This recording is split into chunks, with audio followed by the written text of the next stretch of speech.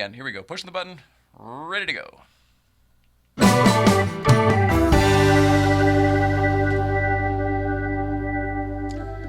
idea if I have the stuff I need or not. Whenever you're here, I have a good time talking to you. Like he just came and sat down, and then we just got into it. Yeah.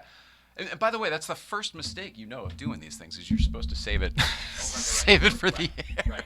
And they're like, I already know that story. Yeah. Yeah, totally understandably, they already know that story. We heard it. All right. There you are. Gary Cannon's over there. All right, let's start the show. Welcome back, everybody. Welcome back. Oh, gosh, all my buttons. Sorry. Welcome back to the Late Night Playset. My name is Jay Ryan, and it is Thursday, November 19th, 2020. Mrs. Ryan is on assignment, as you may notice, and our guest, if you didn't hear me say it just a moment ago, is Mr. Gary Cannon. Hi, Gary Cannon. They can see you. We are going to be talking about all sorts of stuff tonight. Gary Cannon, the first time he was here, he worked on Conan. Some news in the news. There's some news about Conan that we're going to talk about today. Jay, if you had had me 3 days ago, I still would have been at Conan. 3 days ago, as recently as 3 days ago.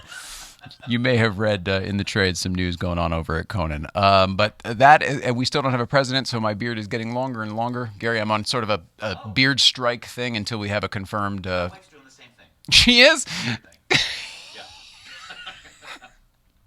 Wouldn't she be your beard? That's true. Yeah. That makes sense. So anyway, if you couldn't tell, we're already having a good time. Thank you so much for deciding to dial us up and have a good time with us here in the playset. We are live. It is 5:05 here in the Pacific, and got very few things to handle tonight. We've got a TBT because it's Thursday, and that's what we do. But it's a really good one. We're going to make a whole segment out of it. In fact, I think I'll wait, and I'll do it while you're in here so that maybe we can talk about it afterwards. It's a great Porsche drive we did. It's called the Professor Run. He does them all the time. He's a great friend, but it's a whole little 5-minute adventure, and we'll play that a little bit later. TBTs. Excuse me, East Coast Feeds. East Coast Feeds. Let's check in with Danbury Chive, Brooke, and the Casman, I believe. See where they are today. Roll it out. Mr. Ryan, East Coast Feed, coming to you live from New Milford, Connecticut. Say hey, Brooke. Hi. I'm supposed to say hey, Brooke. Hi. Brooke hates when I do random adventures, and today we bust out a new application for fun. It's called Rando Nautica. It's supposed to take you to weird places, and it's taking us to the goddamn middle of nowhere in New Milford. There's the biggest lake behind us. We're on some fucking mountain. There's nothing actually here. It's just the end of a really, really long path. It's kind of spooky. Thank God we didn't do it in the nighttime. You gone, babe? Apparently she's done. Okay, so there's nothing in the spooky area. This is where it was, and that's Rando Nautica. Strange application we found for random adventures here in the wilderness of Connecticut. Love you. That's funny to me. That looks exactly like where I grew up. I think he said he was in New Milford, Connecticut, where you hear us reference it all the time because it's where they shot Mr. Deeds, the Mr. Deeds restaurant in that street. Also, from the Letterman episode of Cars and Coffee when they went to the granary, whatever it's called. That's all New Milford, Connecticut. And there's you might call it the Sticks. It's more like the Sticks up there. Not a whole lot going on. But I grew up in the woods, so it looks nice to me. Brooke, unamused. Check in a little bit later. See what's going on with Brooke and the Casman. Roll it out. Mr. Ryan, East Coast Feed, coming to you live from Casa de Kaz. Say hi, Brooke. Oh, she did a good job on that one. Listen, so we're watching Ghostbusters. Her first time. She knew who to call. I mean, that was like a thing, obviously. But now she knows Goes to the Gozerian. So cheesy. I'm not cheesy. Anyway, she's learning all the good lines. I'm really excited about it. And I'm just excited to share something fun with the wife. Oh, I can say wife now. It's East Coast Feed now with the wife. Just letting you guys know. All right. That was it. We love you guys. Brooke, anything else? She's so talkative. Not even a little bit. Gary, those you probably remember those guys. He's like my best friend from growing up. He works at BMW in Connecticut. They got married a couple weeks ago in Danbury, Connecticut, by the mayor of Danbury. He's a friend and I think a client of him at BMW. But you may know him more recently as the mayor who renamed the dump after John Oliver. It's the same town, same guy. Mayor Mark over in Danbury. Oh my God! Small world. Wow. Okay. Literally, like Claim to fame. it was the same week that they got married that they renamed. You know, the picture came out with the sewage treatment plant and John Oliver and everything. And it's literally where I grew up too. So, all right. Without further ado, we don't have music for him or anything else, but let's bring in our guest this evening, Gary Cannon. I want to talk. Yeah, you're gonna walk in. Maybe I'll put music in later. Maybe I won't. I don't really know. Wherever you want to be. Well, yeah, this one I guess because there's a microphone. This is fantastic. And we had, you can't tell too much on this because of the camera angles, but we had actually measured out the distance. If I sit over here in front of the microphone, it's more than 6. Well, I will tell you this, and we'll start here. And then pull that near you a little bit. Doesn't need to be right on you, We but have a lot to catch up on. we do. But when I was asked to do the show again, because I did it once before. Yes, we welcome were trying back. to figure out when that was. But when I was asked to do the show by Richard, he said, "You want to Zoom or you want to come in?" Yeah. Normally, I would be like, "Hey, I can just knock this out at the house.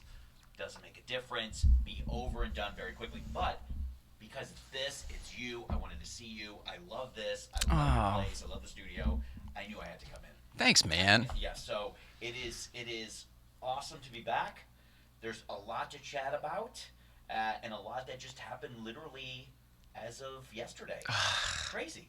Yeah. Absolutely crazy. So we should probably tell everybody, Yeah. Conan as we know it, the Conan entity on TBS Yes. as we know it today is Correct. ending. Well, Not today. It's not ending today. no. The Conan show at Warner Brothers in Burbank is no more. Okay. The final show for Conan at Warner Brothers was in March. That So was it. did they now for other people at home who don't know how that was set up, they built not only the Conan studio, Right. also the green room, the production offices, the ancillary production facilities, all of these things are in one stage over on the Warner Brothers lot, a massive sound They stage. had a huge stage. It was over at stage 15, sort of near where Ellen is. Right. And the ground floor was basically the studio, green room, all of that stuff, Conan's dressing room, Andy's dressing room. And then upstairs, floors 2 and 3, all of the production staff, everybody was up there. So it was a full functioning. People always ask, like, what's that office like? And it's like, well, it's like regular office, but Conan's the CEO. He's walking around. Right. Yeah, he's the guy. You know what I mean? Yeah. But it's fully functionable. There's an accounting department. There's a HR department. But it's whatever. It's like any business. Of course. Yeah. Yeah.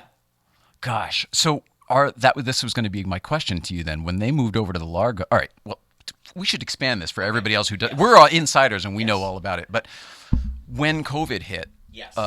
they stopped doing the show like everybody. Started doing the show at home. Blah blah blah. Like everybody. Eventually, I don't know how far in, 6 months or so, they took over the Largo, the Coronet at the Largo.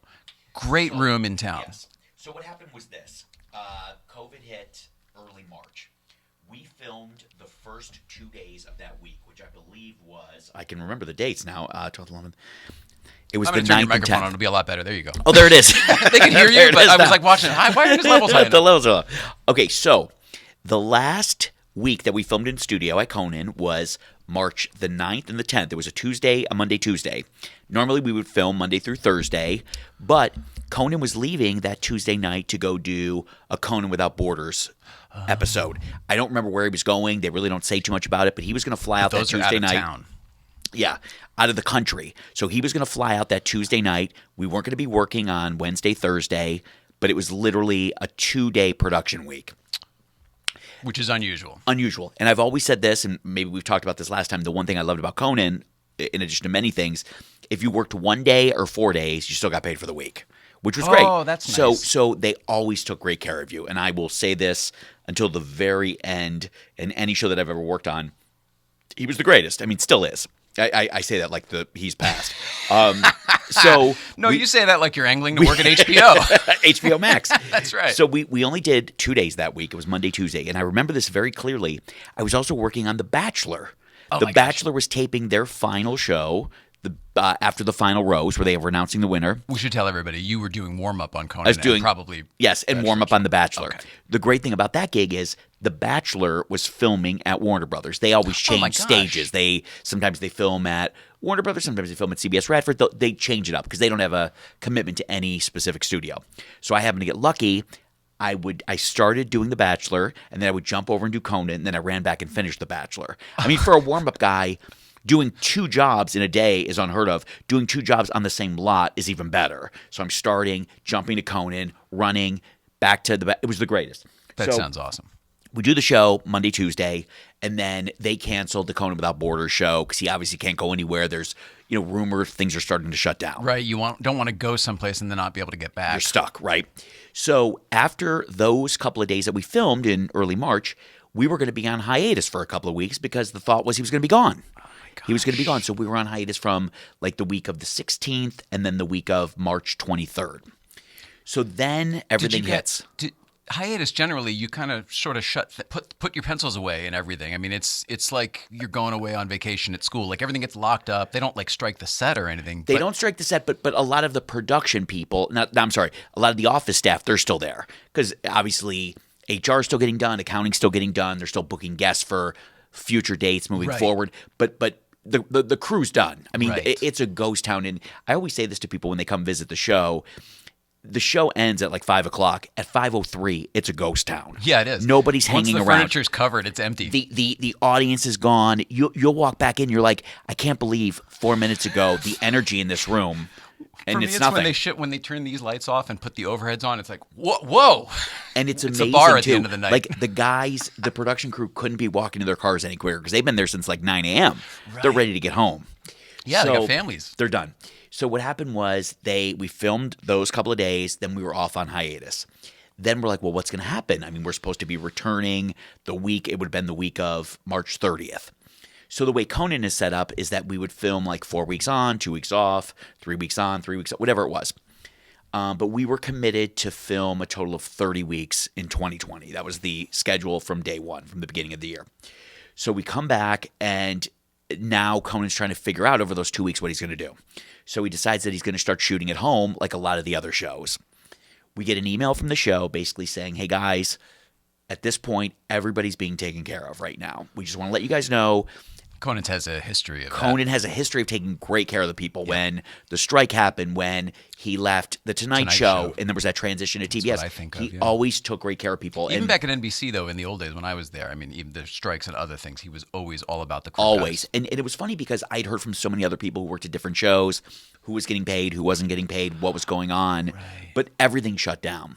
So as he kind of adapted and started doing the show from home, they said to us, hey, listen, we don't know what's going to happen between now and the next break or now and the end of the year, but just know everybody's being taken care of.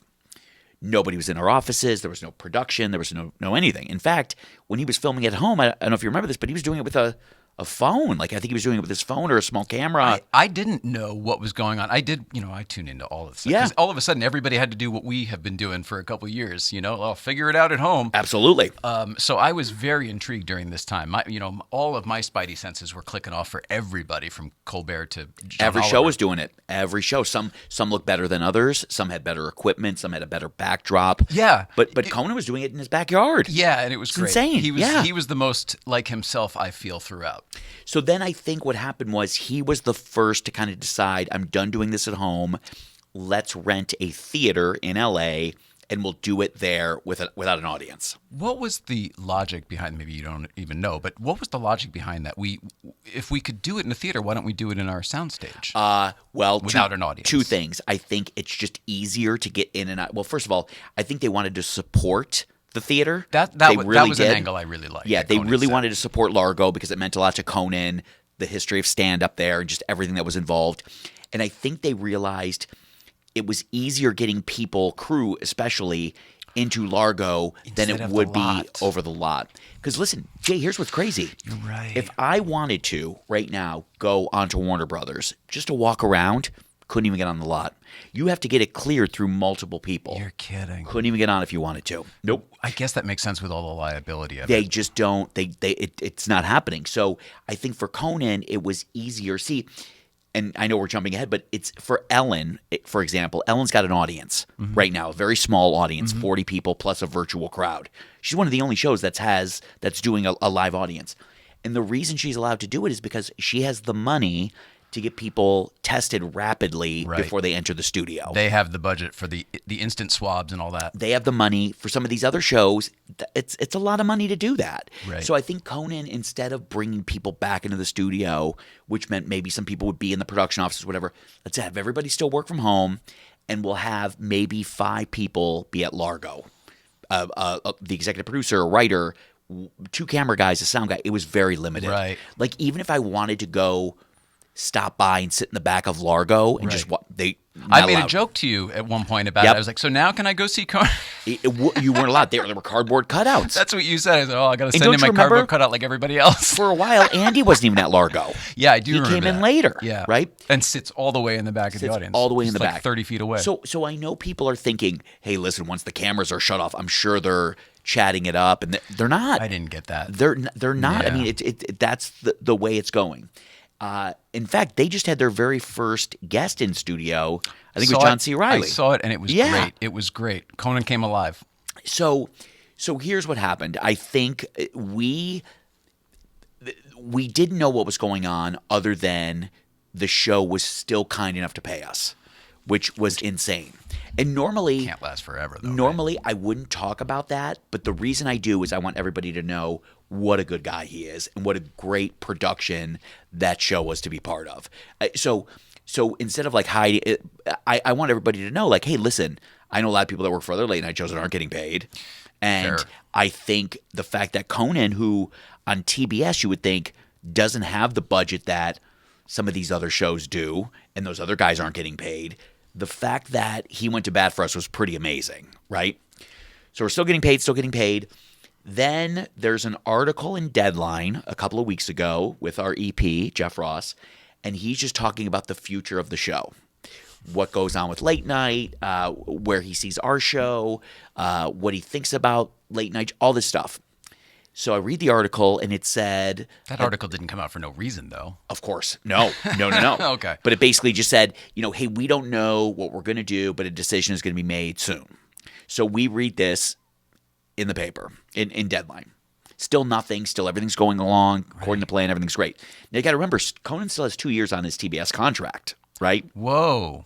Didn't realize that. I thought it was over at the end of 10. Nope. Okay. So again, I don't know how this transitions out. Sure. So he's still got 2 years. So then we get an email. This was yesterday, and it basically said, it was from our boss, who's been nothing but great to me. It basically just said, hey. From Jeff Ross. Yep. Hey. Not the same Jeff Ross, by the way, for No, everyone else. no, This is- right. Yeah. Yeah, this is the other guy. The same Jeff Ross who started the Conan show way back Right. at late night. 25, 27 When I was- years ago, yes. And by the way, I always say to my wife, so intimidating to talk to, but the nicest guy ever. It's a family there. It's the best. There's a wall on Yep. his face that was there in 1993, man. I felt the same way when I was a kid looking at that guy as I do now Yeah. at visiting the Conan show. He's the same. But he's best. great inside. Everyone says he's really, Oh my really gosh. nice. I mean, I've never experienced it. So Oh, that's great. This email comes out, basically says what's going on. The email basically says, hey, listen, we're still going to shoot the show at Largo. We're going to continue shooting it. We're not even going to try to get into the studio. As of now and as of this show, we're not heading back into Warner Brothers. It's done. If you have stuff there, it's going away. So offices and everything. everything. Yep.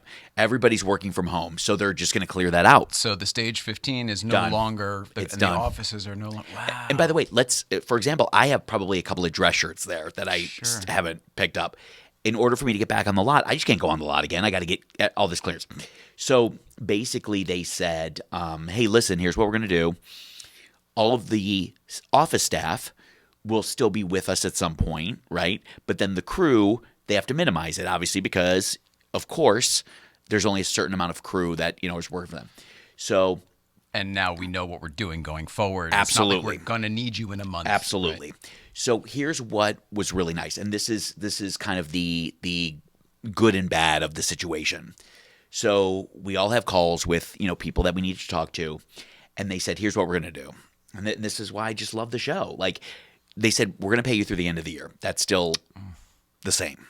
They said, "We're going to give you a severance package," and that was based on how long you were there, right? And then they said, which was amazing to me, this was for me specifically, they said, the Largo show is continuing through the end of June. That is a TBS production. They said, we don't know what's going to happen with COVID, audiences, any of that stuff. But what we can tell you is if there's a vaccine, if there's this opportunity where we can have an audience, just know we will, and just know we would love to have you back. Oh. So they said, listen, Conan wants an audience. By the way, you think he wants his last show on TBS to be without an audience? Right, bunch of cardboard Absolutely cutouts? not. Absolutely not. No. So there is hope that there could be kind of a resurgence to come back to the show, not at Warner Brothers, which I have some great memories of, Sure. but maybe to Largo, even if it's a small crowd.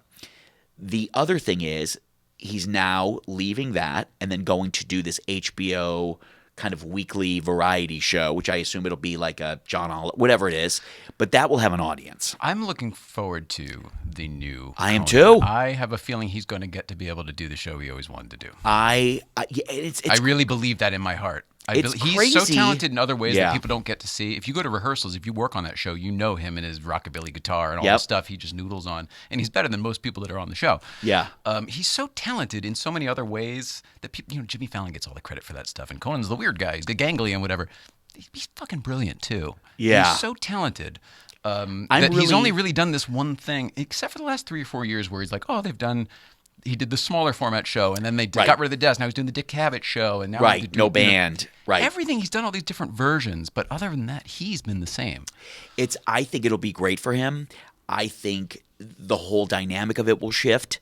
I'm excited about it because even if I can be a part of it for once a week, Yeah. if that's what they're doing, Sure. that's because for me, Jay, all I wanted, even if it's a once a week kind of gig, I just want to be part of that family, even if it's once a week, once a month, whatever. To say that you're still part of that show is pretty amazing.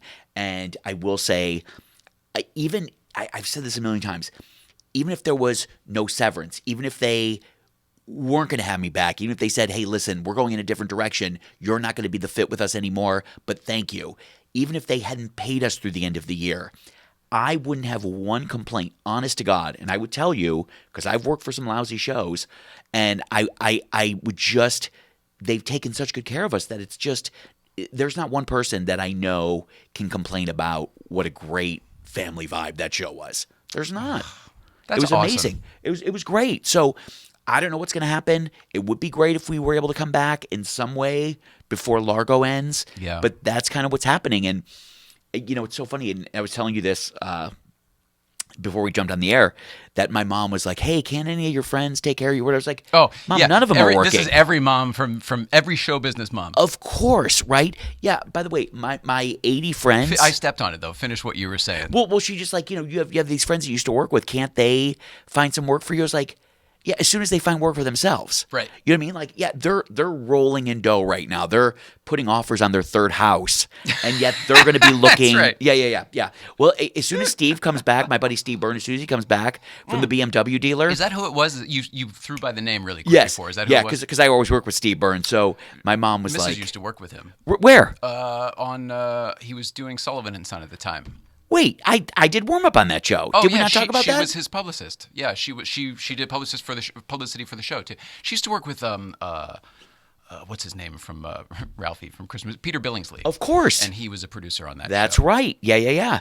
So it's funny. Yeah. So Wild Wild West Productions, I think. might have been- Absolutely. might Yeah, have- that might was have Vince produced it. Vaughn, and she worked with all. Of wow, them, yeah, those were the guys. So I'm sure her and I crossed paths when we were there That's back so in funny. whenever that was.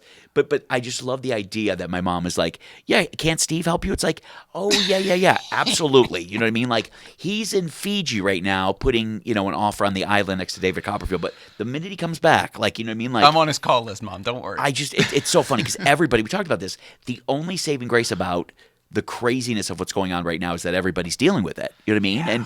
And listen, I can't complain about being furloughed or however you want to put it, being let go, being laid up, whatever, because it was such a great run for 5 years. I mean, it was incredible. Well, yeah, you have nothing. Even when you were here last time, when you were still happily employed there, you had Yeah. nothing but positive things to say. And Yeah. we talked. We used to know the guy who did the job before you, Yes. Jimmy Pardo, Of course. And we talked about that whole thing here. You were nothing but gracious. You've never had anything but positive things to say about Not for the that Conan show. family. I mean, listen, other shows, of course. no, Other that's what I mean. shows, But the yeah. Conan family.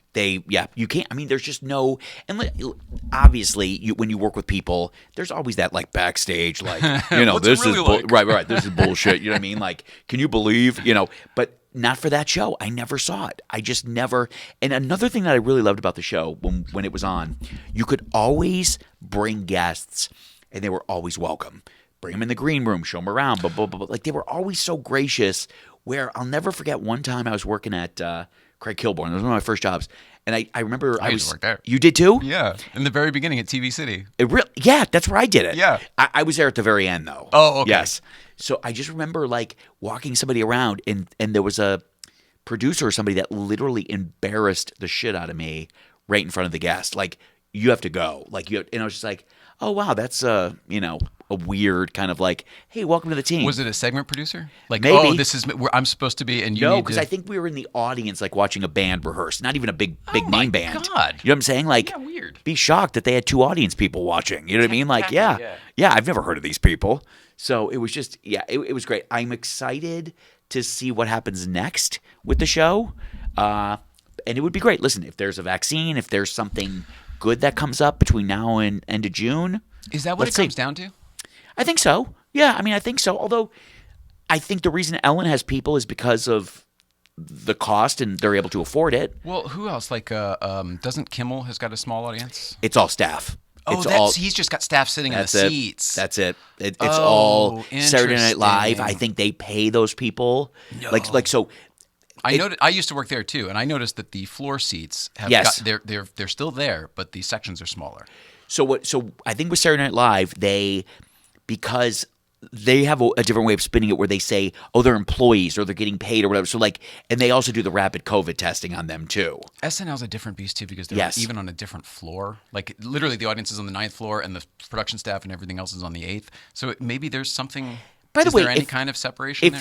If you were a fan, right, of SNL or Ellen or any of these shows, and you get to go now see the show with like 30 other people, which is what SNL or Ellen's doing, like, what an experience that would be. Oh, yeah. It's almost like they're doing the show for you. It's a private, yeah. It's a private event.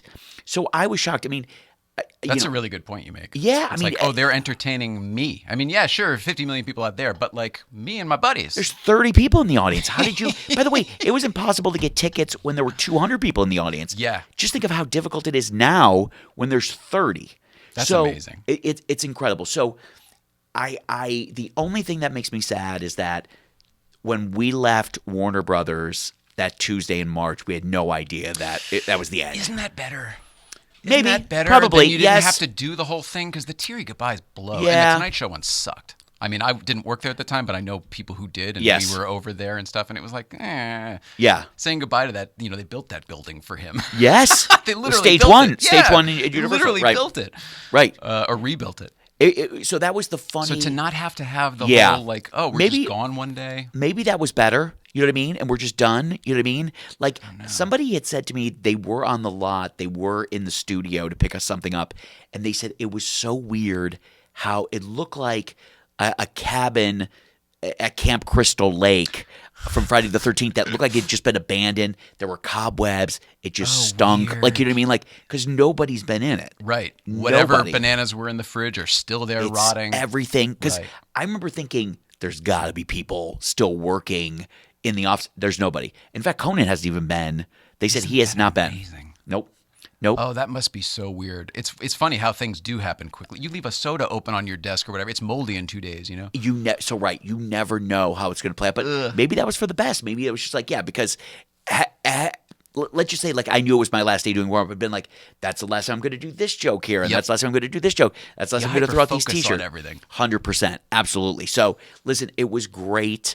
I don't know, just by talking to other people. Listen, this is a crazy time right now because what has to happen is you have to just transition your focus now. Listen, I'm not going to be doing warm up for a while now. So what am I going to do? Well, you got to start looking at other things. Like you got to start, hey, maybe should I do commercial auditions if I can get somebody to rep me? Maybe should I do more corporate work for those cities that, are available?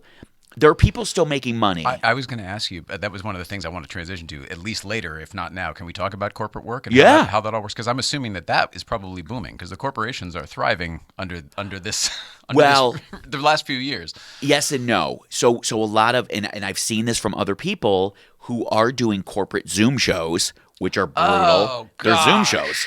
They're not bringing live audiences in. Absolutely not. No. So occur to me. there are people that are doing these Zoom shows for companies, brutal, right? They're bad And anyway. they're Nobody's bad listening. anyway. And the company will tell you, hey, listen, we can't pay you that X amount of dollar that we normally would because we're hurting too. So what we're going to do is we're going to cut it by 1/50th. And we're going to like almost like chicken scratch. I'm And like, you don't fly private up to the event anymore. And you don't. That's the thing. Yeah. Yeah. And listen, Oh, wow. I will share this story with you because I don't mind sharing it. And, you know, I think it's important. I literally got a job working at Dr. Phil earlier this year, actually in September. From stage 29 on 29. the Paramount Lot. The old Arsenio. That's why I was doing Arsenio. It was crazy. That was where they shot in Star Search. Yep. So And right next to Soul Train, which was it was still Oh there my when I was gosh. on Everybody Hates Listen. Chris. So you could still go in and touch the train, you know, the big neon train. Really? And everything. Yeah, it was all still there. working on the Paramount Lot was incredible. That's an iconic studio. The Brady Bunch was filmed there. Frasier, Cheers, like everything that you Cheers can is a remember. big one for me. I didn't Cheers. even cut you off though. Laverne and Shirley, all those ones back. In the day. Happy Days, Yeah. everything. That lot is so iconic. So iconic. So Dr. Phil. I did Dr. Phil, and boy, oh boy, I will tell you, I was excited because I was obviously still getting Conan, but like I just wanted to be working. Yeah. And it was a Zoom People. audience. Yeah, Oh, people. gosh. A Zoom, all Zoom. So what do they have? Is that like some of the other shows I've seen where they've got like screens out Yep. in the seats? Okay. Yep. And by the way, you're doing the warm up with a mask on. You're doing the warm up with a face shield on. So any connection you have to an audience, by the way, it'd be difficult to do a live audience with a mask on. Right. Now you have a mask and they're virtual. Now you're over two. Forget it. It's not working. Yeah. So I was brought in to do this show because a buddy of mine who had been doing it was going to work at the NFL Network. So they brought me in. So the idea of the show was you're going to go out, do warm up for less than 10 minutes, and that's it. And then the show will start. Well, here's why I got really angry. And listen, a lot of people have said I made the wrong decision, but I didn't care. All of a sudden, first of all, the money was very bad. The money was bad, and it goes back to that corporate stuff of like, we have no money. And it's like, well, you guys have been on the Dr. air for Phil 18 is- years. I don't think he's hurting. He didn't take a pay cut. I don't believe that you have no money. But if you're telling me that here's what little money we have, but you're only going to be doing this very little, I guess I'm okay with it. I'm not thrilled in the That's circumstance. fair. You cut the money, you cut the work. That maybe I'm we okay have with a it. deal. Right. Sure. I'm okay with That's it. fair. But the minute that changes, now we have a problem, right? So, and again, this is the dilemma because other audience warm-ups would not back me up on this. They just wouldn't because they wanted to work. And even though I wanted that to work, gig when you lose it. they wanted that gig, yes. So what happened was all of a sudden it went from doing 10 minutes to 15, 20, 25, right? Now, it's not even a fun. Phil's not ready. He's not ready. Phil's still in his trailer. And Driving it's that not big even jacked up golf cart he had. Yeah. With the And flames on it and everything. It's not even a fun 20 minutes.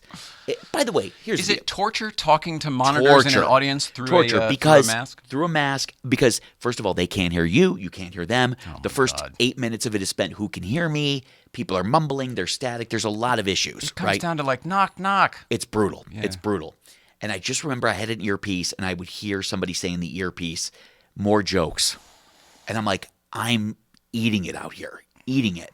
It might have been a different story if they were live in the audience. I could have had fun with them. So now it's becoming 10, 15, 20, 25 minutes. At the most, 25 minutes. I was like, this is ridiculous. I go to the guy that hired me. I was like, this is not the deal. It's not what we agreed on. And it was the same situation of like, we have no money. And I was like, I said, this is ridiculous. I said, first of all, if I go to the union to SAG-AFTRA and tell them exactly what's going on, first of all, it's not a union show. Right. And second of all, that you're making me do this, you know, you guys are going to get in trouble. They Also, wouldn't- that's not what we agreed it's to. not what we agreed on. That's really Why is what it comes down to right. for me. Listen, I've said this a million times. You wouldn't ask the caterer for double the food for the same money. Hey, listen, we only have 200, but we want 80 more pizzas. It's silly, right? So I had to take a hard stand. As bad as I didn't want to, and as much as I wanted to be just working and staying busy, I quit. I quit the show, and I immediately turned them in. I went to SAG, and I said, you have this show that's not paying a union rate. Everybody else on staff is union. I said, this is ridiculous. I said, that's why I left. It took about a month, but then SAG forced them to become union, and then SAG went back and forced them to retro all of my checks that I did more time on. And they had to pay me more money. Oh my gosh. It was incredible. So you actually did change things. I would Look at you. Yeah. That's Yeah. amazing. I was very happy with it. I really. Well, it worked out for you, but also going forward, a precedent has been set. Well, listen, what I should obviously I should have done things maybe a little differently. Like when I left there, it got ugly. In fact, I wrote anybody that I had an email for the biggest screw you email, and you're not going to treat people this way, and this is why I had it changed. But maybe what I could have done was maybe talk to the union while I was still there. Oh, well, yeah. Make a grievance instead of quitting and the whole Yes. Now maybe they would have fired me. Or thing. maybe That would not have led to a good working relationship I don't between think so. you and the show.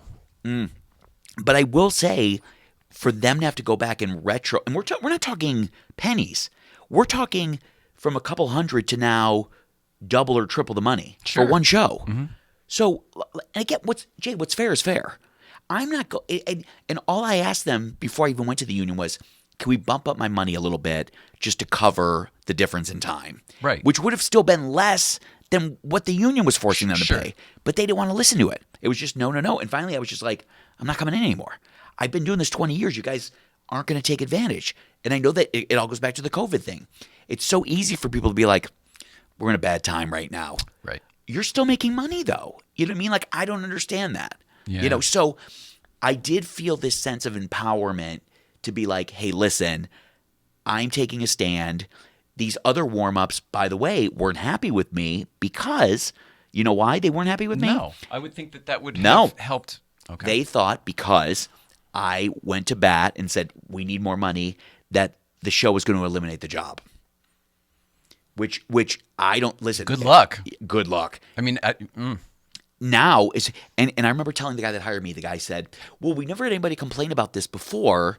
And I said, "Well, the truth is, you know why you haven't had anybody complain about it before?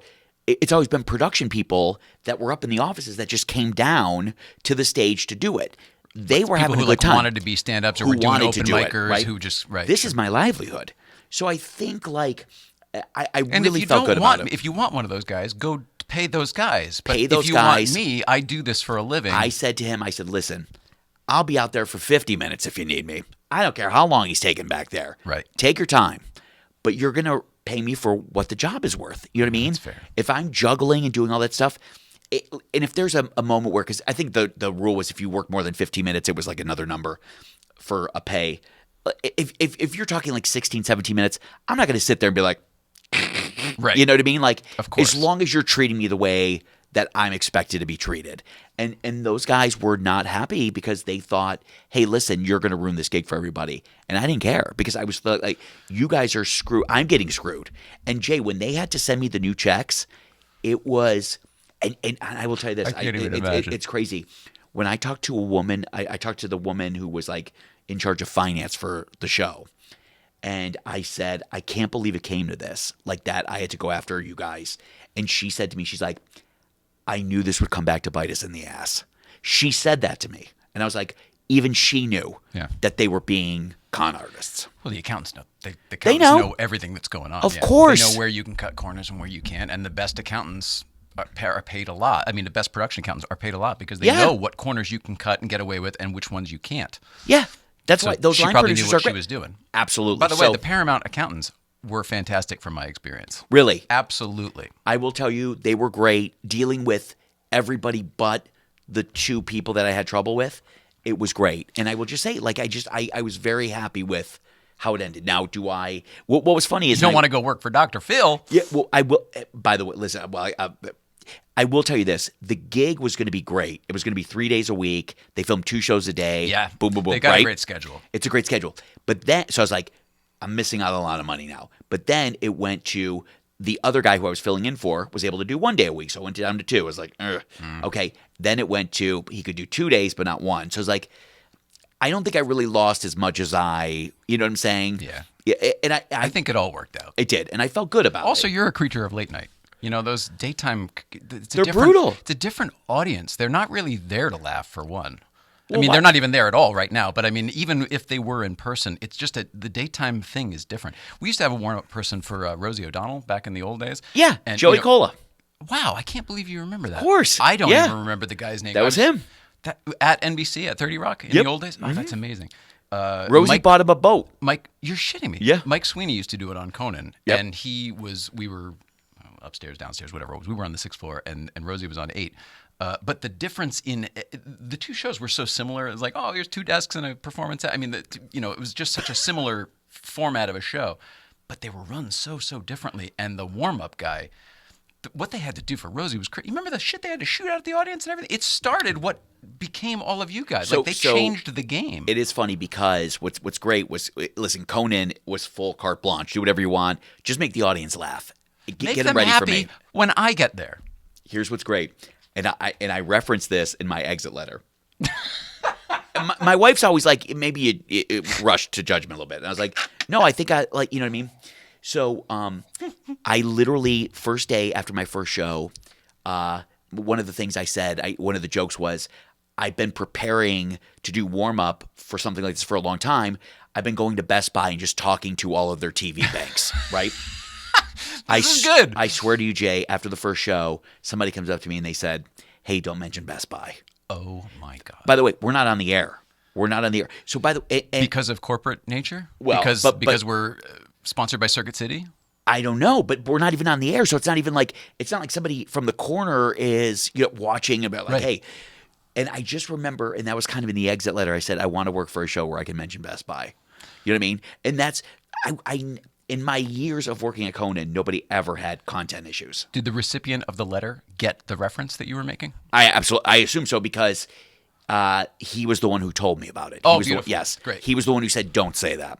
Great. So at least it landed where it landed was where it needed supposed to be. Yeah. Yes.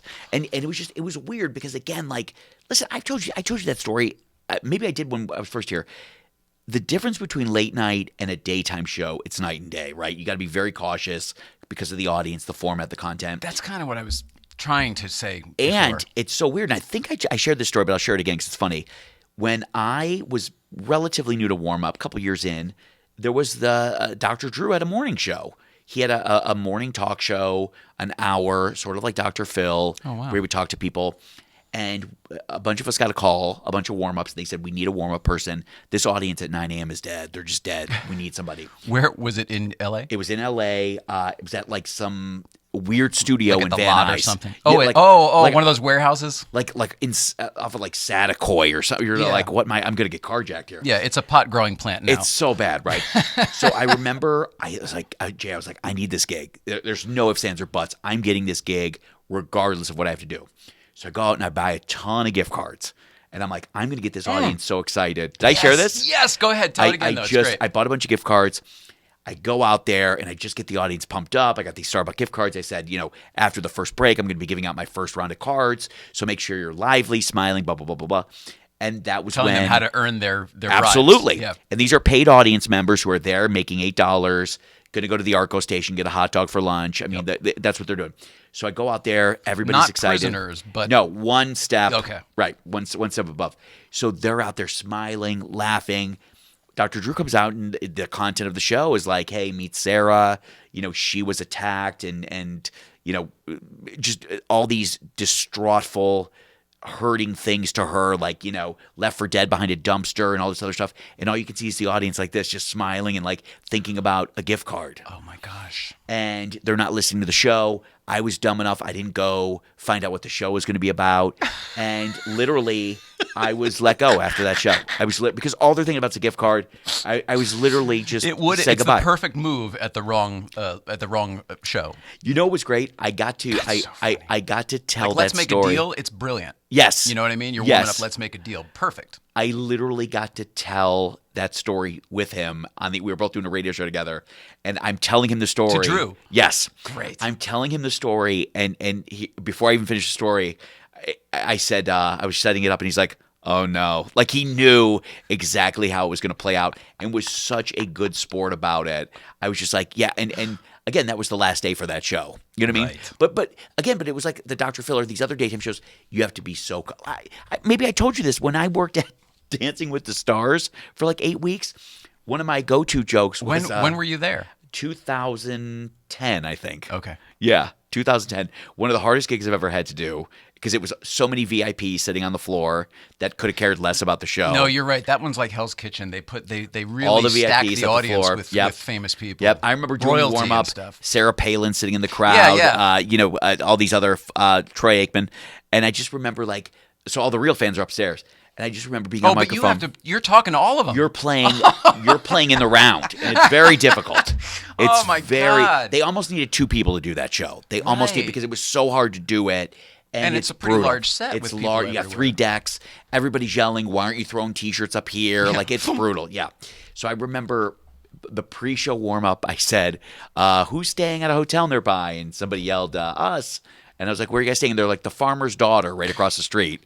And you know where that is? It's right across the street from CBS. It's like next to Genghis Khan. Absolutely, right there. And I said, "Oh, that's an hourly hotel." Gets a big laugh. Boom, boom, boom. I keep moving, and then The dated reference. within 6 minutes, I get a tap on the shoulder, and they're like, "Can we see?" Like I'm doing my warm up, right? And we're about to go live, and the woman comes up. She's like, "Can I see you?" I was like, "Yeah." She's like, "On the warm up," or she's like, "You're the warm up guy, right?" And I was like, "Yeah." And she's like, "You can't do those dirty jokes about the hourly hotel." Meanwhile, we're 3 minutes away from these dancers coming out with their junk floating around, and I'm the bad guy. That's so It was funny. insane. That's funny. Insane. I think I might have told you this in response to that once, but when I first moved out here, I got a couple hosting gigs too, and I was doing these beauty pageants. I don't know. I had a friend who used to run them, and she got me hooked up with the person, and they did all the beauty pageants. So I did like 3 of these things. But on the first one, I thought, I'm gonna go. I'll be like Letterman doing the Emmys. Doing my own little jokes or whatever. I made a joke about double-faced tape. I made a joke about Vaseline. I made all these what I thought were funny beauty pageant jokes. Okay, not funny at all. They were like they thought I was funny. They're like, "Look, you're very funny." You're very funny, okay? You clearly need to be told you're very funny. But we can't be, you can't, this is a pageant. They kept saying, Right. This is a pageant. You're Right. not supposed to pull the curtain back at the pageant. Right. They don't want to see it. Meanwhile, the audience loved it. They loved it because they're like, "Oh, he's saying it. He's finally Well, listen, saying it." it's that mentality, and I've seen this before. It's that mentality of corporate gigs telling you, be clean. And then the CEO goes on to introduce you, and he's dropping the F-bomb. Yeah, maybe and it's that's the same. okay. You know what I mean? Like, I just, one of the worst corporate gigs I ever did, it was a Christmas party, small little company. Now that I'm thinking about it, a company called Tough Shed, those sheds that people could put garbage in. So it was Tough Shed. Like TUFF. Yeah, TUFF. We went out on this little boat out of Newport Beach, 30 employees, and they said, we just want you to go, entertain these guys, right before dinner. And I just remember the one guy introducing me, swearing, and then I'm literally doing it, and I'm just bombing in front of like 30 people On a boat. and I know we're still out for another couple of hours, and I know there's nowhere to hide. Not drunk enough? Too Not drunk? drunk enough. I don't know. Just not there for you. They were not A lot there. of times they're not there for you. And you can you look out and you see the beautiful coast of Newport Beach in the backdrop, and you're like, oh my God, people out there are drinking champagne and loving life. And I'm like, You're in an I episode really of need this Arrested Development. $200. Like, it was so funny. And they're and by the way, so now it's over, right? Now you got to find a spot on this small little boat to hide out for 2 hours until the ship pulls back, until the little boat pulls back in. Right. It was brutal. And you're like, well, what am I going to do? I could, just miserable. Yeah, there's not enough booze on the boat to drink. Well, all of those, which is funny because we can't do it now because of COVID, but those Christmas parties that people get paid for are the worst. They're just not. People are there to get sloshed. They're They're not there for you. Especially the ones during the day where the company's like, we're going to do this at noon. You guys have the rest of the day off. It's a Friday. Go crazy. And People you're wait like, till their third drink to start talking about the boss. they don't care. It's so crazy. But yeah, that's the beauty of sometimes the money's good, but then you're like, there's all of this other nonsense attached to it. It's not worth it.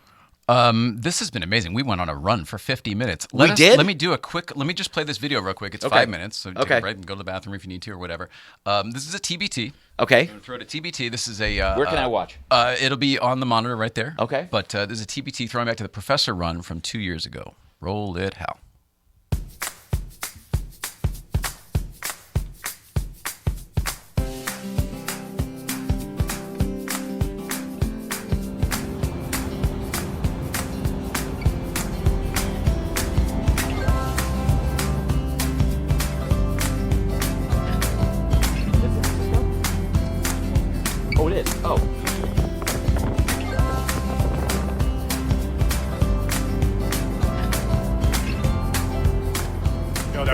standing Perfect. traffic. There was no thinking, just reacting. Where Like, was just this, like you that. guys? All 5 lanes are closed on Highway 5. Oh, Yeah.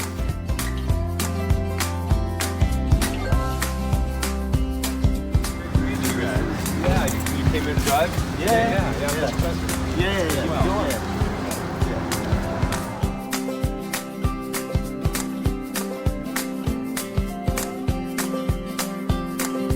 that Jimmy Dore? Oh my gosh, it looks like it.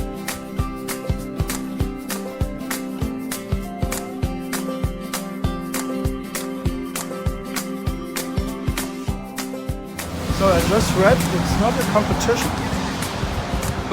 but you're gonna try and win, right? Yeah, right? Follow. Oh my God. That's Klaus, everybody. We just met him. He came in from Vegas for this. So last year everybody got one, but nobody looked at it. Everybody took a ride on Decker Canyon. Continue to Mulholland. It's basically like 2 small routes. We're going up, taking that down to Eastgate, going south, then going back up. Saturday morning, the Professor Run. Everyone is about to roll out.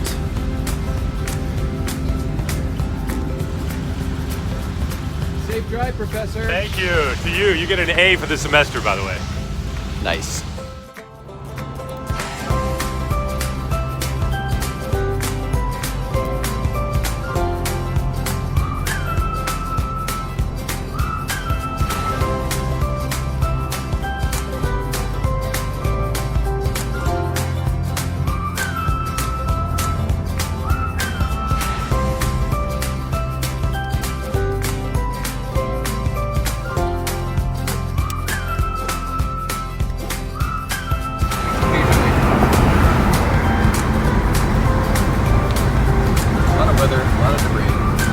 Weather, a lot of debris. Nice and leisurely.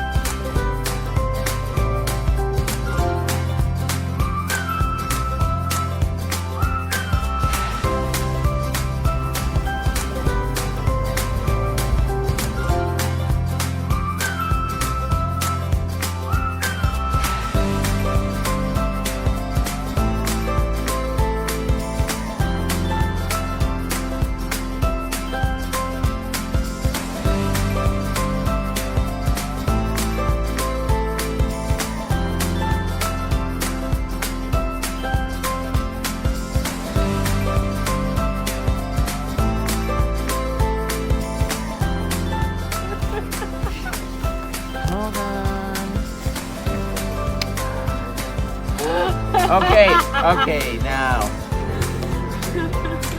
All right, we got it now. Professor Run, top of Pyuma. Pee break.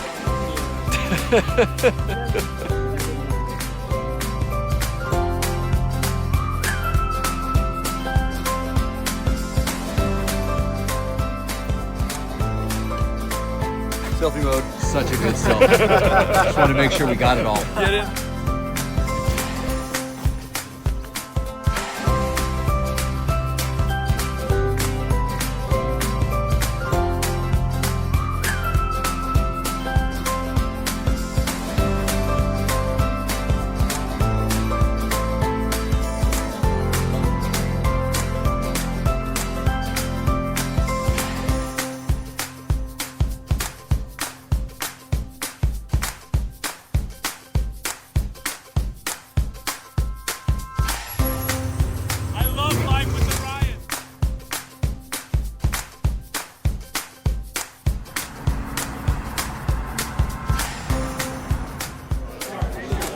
Yeah, I think so. Sheldon's leaving, so we want to get it in. We're here at Lit. After the Professor Run. It was pretty crazy. Hi, Mrs. Ryan. We love LA.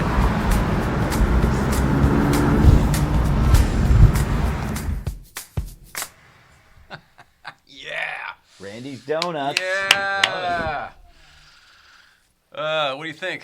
So cool. When was that? How long ago? It was 2 years ago, according to the date. It was 2018. Does Was not that- feel like it even a little bit? It feels like yesterday to me. Was that a little like snow on the? It looked like it was like mist, or like could have been. It was definitely cold and rainy. It Yeah. might have been chilly. I can't remember. I mean, we were all in coats there. You could tell. So it Oh was my! definitely chilly. Well, that's why I thought I was like, this doesn't look like it's L.A. I mean, it doesn't look like it's Malibu. No. That's Yeah, you insane. wouldn't think so. Not no, from the pictures. But then you see the views, and you're like, this is pretty incredible. Wasn't that amazing with the sky and the clouds?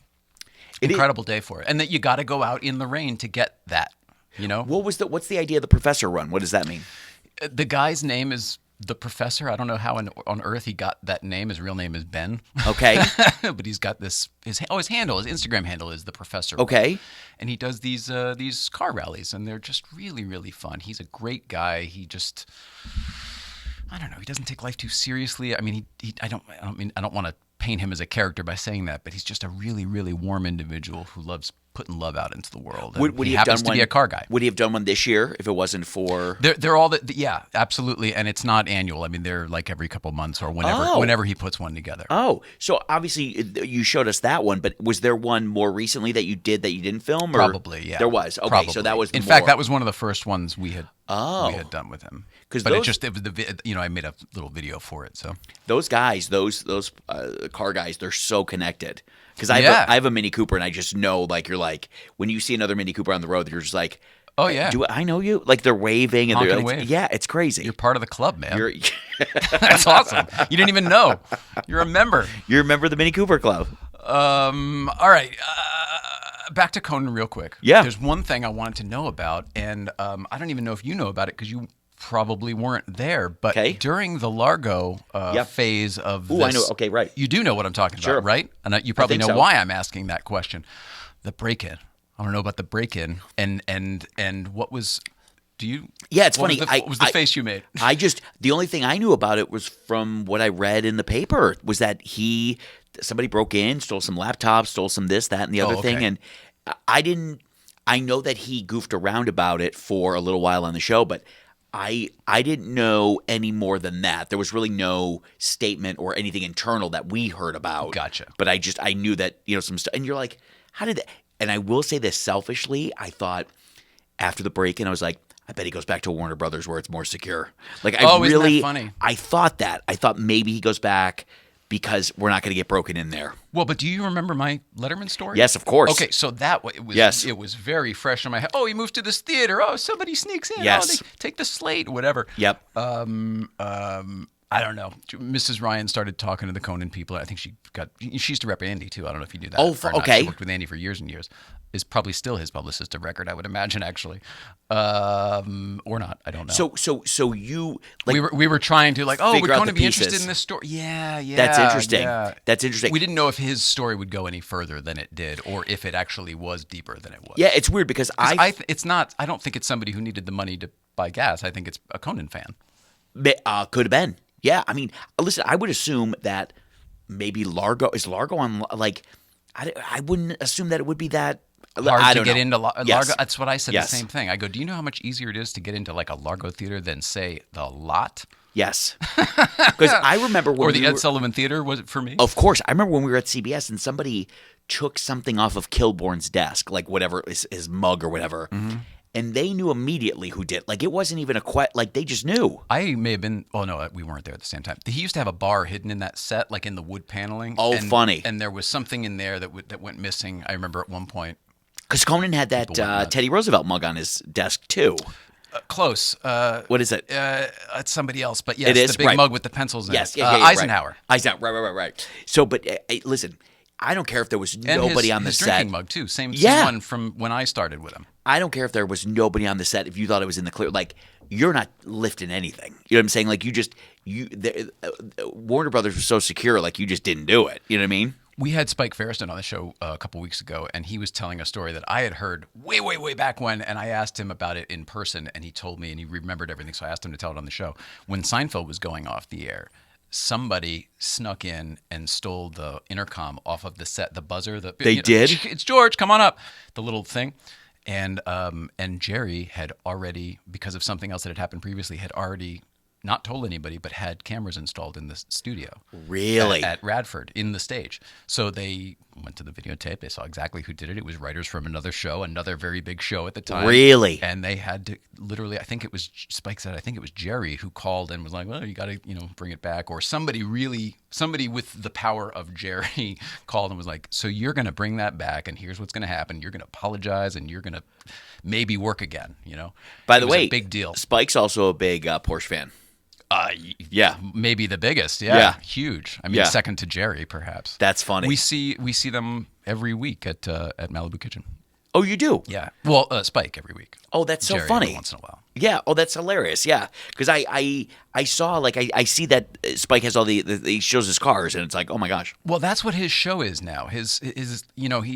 I'm sure he still writes and does comedy stuff, but he's been in the car world since 5 years ago or so. He started that car matchmaker show and ran like 3 seasons. Oh, okay. And now he does a Spike's Car Radio podcast, which is one of the biggest podcasts Really? in the car space. Oh, that's awesome. Yeah. Didn't even know that. It's huge. And he has all his he's still just Spike, so he still has comedy people on too. Right. He still, I can't think of it, but Apatow, people like that. Yeah. Yeah. Oh, that's a great story. And he was a guest on the show. Yeah. That's great. I wasn't trying to brag about it. No, I was I'm about a fan. about the stolen stuff. I was bummed because he had You want to know who else we've had? a show called. Remember he had that show called Talk Show? What was it called? No, and we based it. It was Yeah. called Talk Show with Spike Ferris. Yes. And I don't know anything about it. I was asking him about it. You can only find very few clips on YouTube about Yes. it. And he was like, no, it's embargoed. They've got it under, I don't know where it is, but they've hidden it.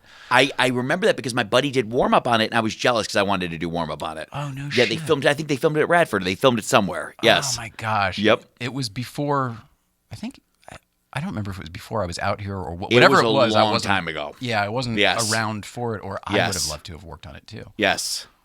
Oh, that's funny. Yeah, small world. Did you ever work on any shows that he was writing on? Did you No. guys ever overlap anywhere? No, I don't. No, I don't think so. No, I doubt it. Unless he wrote for Dr. Phil. Yeah, I think he might have been on the fax team for Dr. Phil. I always loved Dr. Phil's thing at the very end too, because this is always a funny thing. He would go out and almost the opposite of what I did at Dr. Drew, where I front loaded just negativity before he came out. Right? I don't care what would be going on at Dr. Phil. At the very end, he could be talking about people like child predators, whatever. At the end of the show, it'd be like, don't forget to check out Robin's podcast. I got a secret. It's like, do you have any shame? Come on, man. And then the guest would still be on stage, and him and Robin would walk off. It's like into the sunset. Who's it's like Robin? His wife. Is Robin on the show with Dr. Yes. Phil now? She's become a fixture on the show. Oh, when I worked there, and it was Yes. Everybody Hates Chris, so it was 2005. He was new. He was new on the lot, taking over that stage. She's now become a fixture. She's become a fixture, and it's almost like they're making her a co-host. Oh, okay. Well, then he has no shame. Then she's yes. in the machine to be built up into. Absolutely. Yeah. Right. So it didn't matter what the show was about. Sorry that, your son was murdered, but don't forget Robin's got a podcast. She's got a secret. It's like, do you guys have any shame? Are you selling Omaha steaks? It was just so bad. Why does he have to have the biggest, baddest golf cart on the Paramount lot? I don't know. It has to have the biggest monster truck tires and the biggest everything. But obviously they have no money for me. No, everybody knows that. Everybody knows. What didn't we get to? Is there anything that I don't what know. do you have I- coming up? well- Anything with COVID? I know Well, it's no, tough. I will say I have a couple of shows in Irvine at the drive-in. They're doing fun. Yeah, I just did one last week. It was a blast. Is it at the Spectrum? Yep, they're doing it on the roof of the Spectrum. The Parking roof. garage. Yep, very top floor. Now the It's Spectrum great. is where the Improv Correct. Irvine is, so it's there. Go to the Irvine Improv. It's right there. I'm doing December the 5th with Alonzo Bowden, who I love, and then December 12th with Bob Saget. Love him. They're So both great. both of those are great, and you can come, bring tons of people, and we did it last Saturday for the first time. I did it. It was so fun. That's They really had really it set cool. up in a very cool, safe way. Do you know Steve Mazon?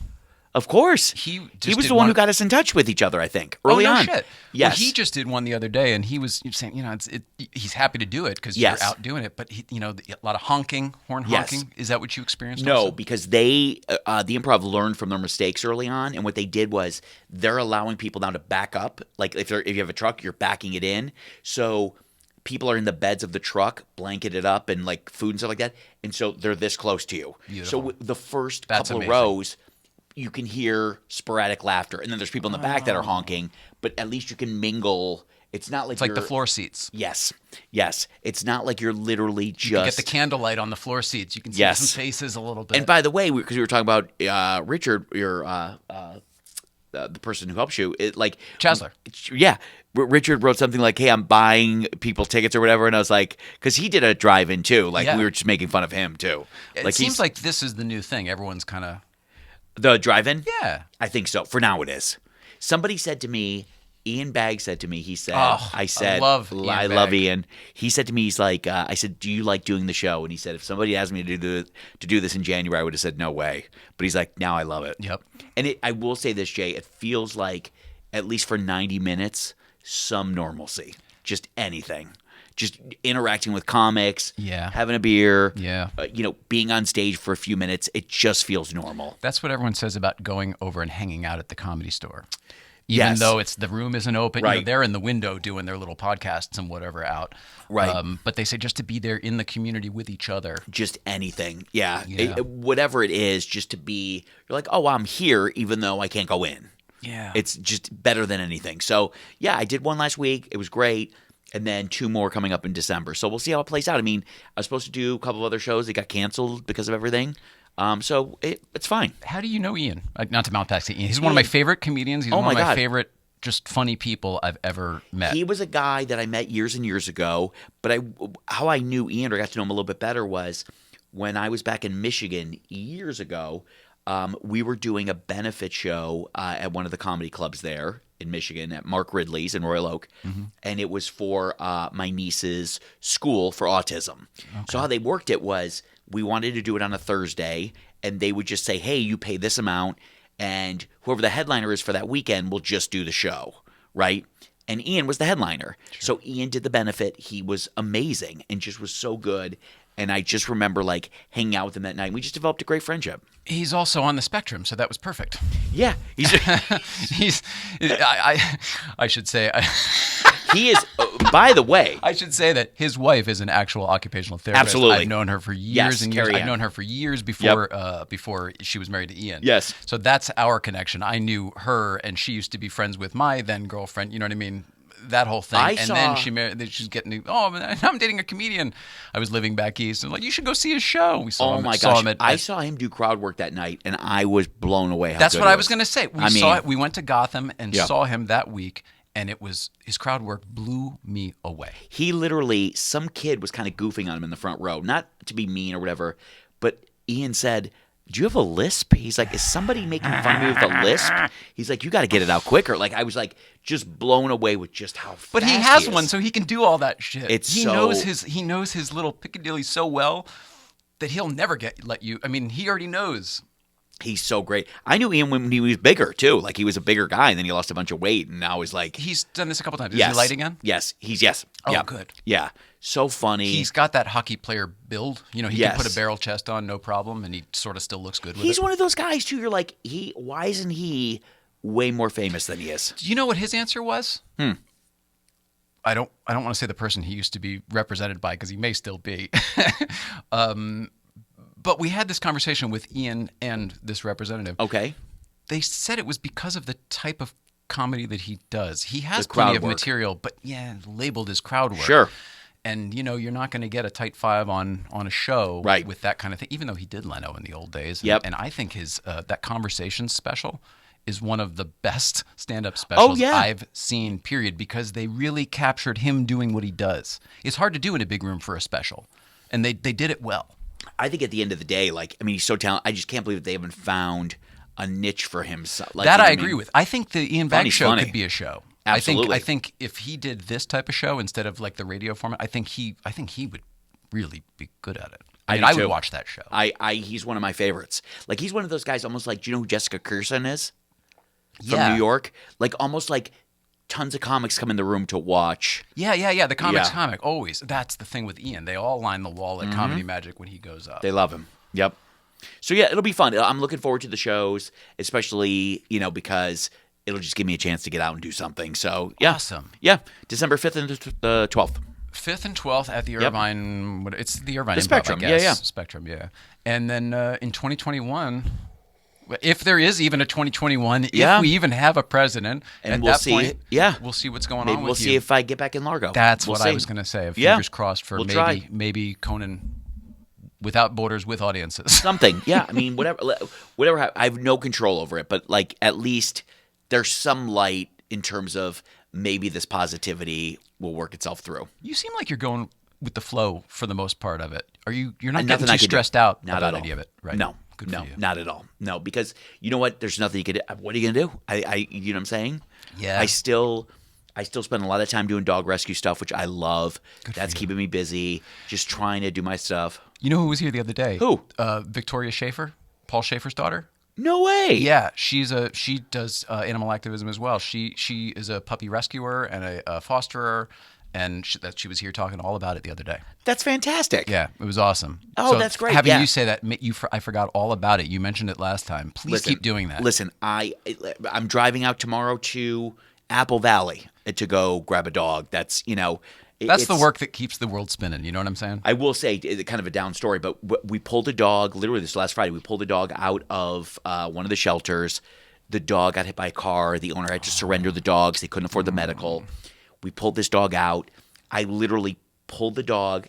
It was in my car, drove him from Van Nuys to the Camarillo airport where there was an airplane waiting for this dog. Loaded the dog on a plane. A rescue in San Francisco is taking the dog, paying for all of his medical. Whoa. The dog gets to San Francisco. I should just make up a different ending, but the dog ends up passing away yeah. because he had just a ton of spinal cord injuries, whatever. But I was just Sometimes that is a happy ending, by the way. Well- the dog got at the end of the day. The dog. I'm got not taking a loved, private the dog plane. Got cared. No, Yeah. the dog got loved and cared, and said, "You know what? Oh my gosh, Didn't this is pass what in it the feels like," shelter. and then boom, it exactly. didn't pass in the shelter. Exactly. Makes all the difference. I watch those All the dodo difference. things all the time. Sometimes they do die at the end, but there's a happy. It was, and I literally got to spend 2 hours with this guy. It was amazing, and it just if you're not taking advantage of this time off, then shame on you. It's like you gotta be, because I have friends, and I'm sure you do too, that are just doom and gloom. Oh yeah, And I'm like, oh listen, yeah. man. Well, they're just complaining about that, and why aren't they doing this? And when they want to, Yeah, it's like, I can't please, handle I can't it. be around you. I Man. can't handle I love it. you, but like either let me help you out of the hole, or call me when you're willing. And by the way, we've talked about Steve Maison before. He's a guy that I kind of shadow myself after, because there's a guy who, whether he's working a ton or can't find a gig, is always the same, even-tempered.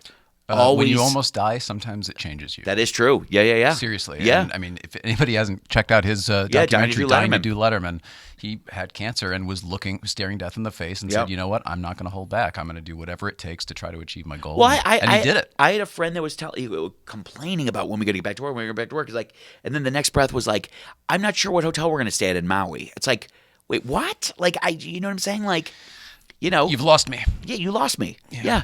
My wife and I are looking to go away for a weekend in Fresno. Like, you know what I mean? Like, at an Airbnb. We'll take it. Yeah, absolutely. Well, this is as good a time as any to say, Yes. to remind you that if you are in a part of the country that you should be wearing a mask, which is most places now. We're going on lockdown tomorrow, my friend. Are we? Is that what you think so? Oh, no, it's already been said. Oh, it has? At 10 o'clock. Oh my gosh. Get in, your bar and restaurant runs before 10. So Hunziker, if you're in a part of the country where you should be wearing a mask and you're not, and somebody isn't, you could say to them, "Hey, need a mask?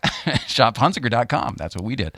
All sorts of fine automotive art in the form of masks available at HunzikerDesign.com. HUNZIKER design. There it is. Okay. And Gary, since we have to pay Yes. the bills and we're doing it, you Okay. may look over here. They put in a new Ooh. building across the way there, St. Clair Insurance. Let me tell you all about Ooh. them. Tell you all about St. Clair Insurance right Please. here. They say all that separates men and boys is the coverage for their toys. St. Clair Insurance has coverage for your toys. What kind of toys, Gary Cannon? What kind?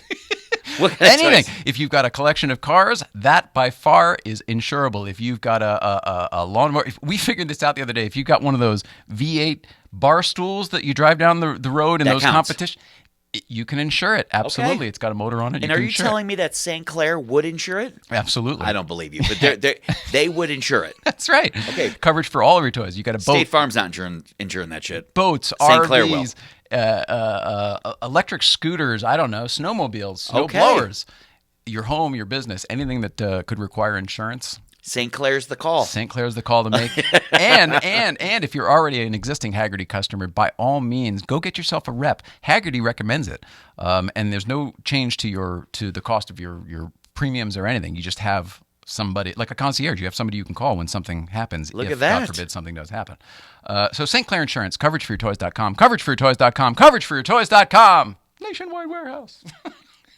Keys on Van Nuys. Yeah, exactly. It was when I was a kid. It was Crazy Eddie. Remember Yes, Crazy Eddie? of His prices course. are insane. Is that the mattress guy? Or no, That's Crazy Gideon, but Crazy Eddie was like electronics and stuff. Oh my gosh! Right. Oh no, You're Killing Me, Larry. Is the You're killing me, mattresses Larry. guy. Right? Yeah. Gideon's the other guy. Yeah. We have a Crazy few. Gideon. Yes. Crazy Larry. You're killing me. Yeah. When we had Bob's Discount Furniture back east too. I don't know if Yeah, you of course. Come on down. Yeah. And then of course everyone's favorite is the 1-800-EMPIRE, whatever that. Well, there's 800-588-2300. Empire.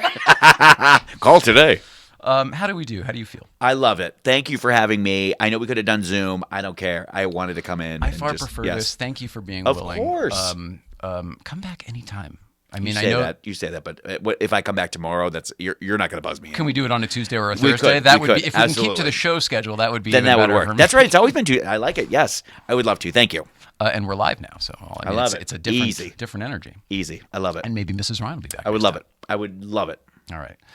Thank you, Jay. Thank you, my friend. My love to our friends at Conan, who you Yes. may or may not see anytime Yes, soon. I hope to see them. Yes. Yes. There probably will be. Well, it wouldn't be a rap party. I'm sure there would be. There'd be something. course. There'll be a holiday party soon. Not now. No. No holiday Not even party. via Zoom. Oh, well, maybe that way, but no. But right. Not Oh for no, right now. no. No Yeah, live. Not going to rent out the museum and go No. down to LACMA. So hopefully, fingers crossed. Hang in there. We're trying. You're doing great, and keep doing the dog stuff and keep I doing will. the performing. I love it. I just love you, man. Thank you, Jay. We love everybody at home. Please love one another. I will be back here on Tuesday with Ray Shaffer from Porsche Corporate. And Thursday, it looks like we're going to have Pete Stout, which would be really great from 000 Magazine, also Porsche. So Porsche Week next week. That's it. We'll see you out there. Tomorrow's Breakfast Club up at Newcomb's Ranch. We get there around 9 to 11. It's a nice numbers for a Porsche meet. Oh, nice. 9 to 11. Newcomb's Ranch, and they're not open, but Donuts and Coffee will be there with us. And the weekend, I don't know, we'll be in Malibu. Love you. Please love one another. See you out there. That's awesome. You're awesome. I feel like sometimes I drag out the stories too long. I don't mean to do that. I don't. Okay. Still on now, though. Huh? I say you're still on now, though. I am. Well, I mean, they can hear you. Oh.